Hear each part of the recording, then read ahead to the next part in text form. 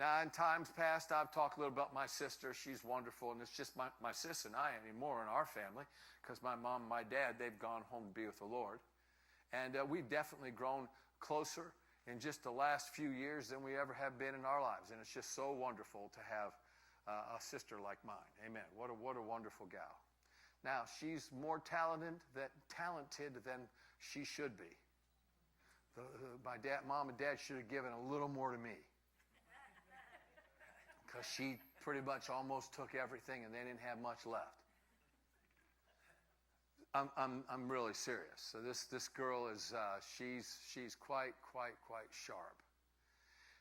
And here I'm the preacher, and she started grabbing a hold of some of this and started manifesting God like crazy on her ranch. It started when she went after Fannie Mae, who's the donkey. And then every step she took that got even close to her, Fannie Mae just took off. And she, for 40 minutes, running around a back pasture, about 20 acres, trying to catch that donkey. Finally, she turned around and said, Jesus, I give Fannie Mae to you. Now Fannie Mae is your donkey. You can let Fannie Mae stay out, or you can have a nice little home for Fannie Mae in the barn, but I'm no longer running after Fannie Mae. Thank you very much. I'm going into the house. And she just walked into the house, and when she got to where the barn was, something nudged her behind her, and it was Fannie Mae. And she thought to herself, I could have saved myself 40 minutes. Why didn't I just let Jesus have Fannie Mae at the very beginning?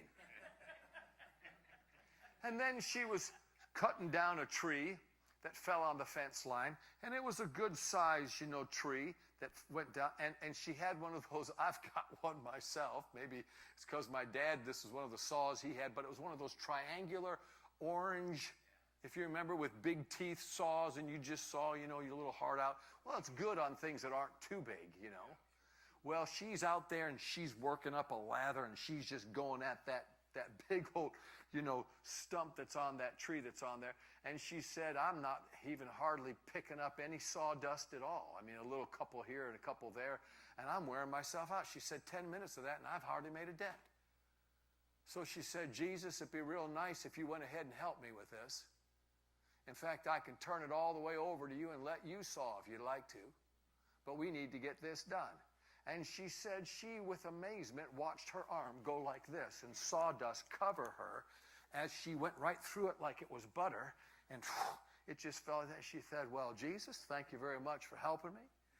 And then she's out, and she's got her, front loader, and she's getting ready to put some dirt and some nice dirt into a particular pasture, where she would load it like this up over a fence. And she backed up, and she got too close to the creek bank that was about a 4-foot drop. And with that big tractor, it was soft where she got close to it. And all of a sudden, her whole tractor went up like this and is starting to go down in. And she said she just cried out, Jesus.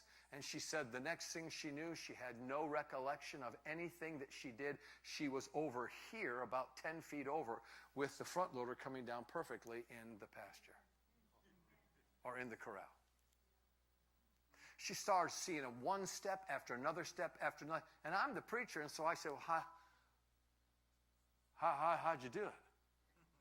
How's it working for you? And then she has to give me this one line that's better than anything I've ever come up with. She goes, well, it always works instantly when he's my first thought. It's like, ding, ding, ding, ding. Hello. Thank you very much. Go be your businesswoman that you are. Leave me alone. But thank you. I'll take that thought right there, and I'll use that. She's just real good at that. It's just real fun to see. God will work with you when you begin to see that he really wants to work with you. Isn't it interesting, when you're not real sure, you do everything else that man does, and then when nothing else works, you'll come back to the Lord. But when he's your first thought, you go directly to him, because why wouldn't he be when he wants to show you things so badly?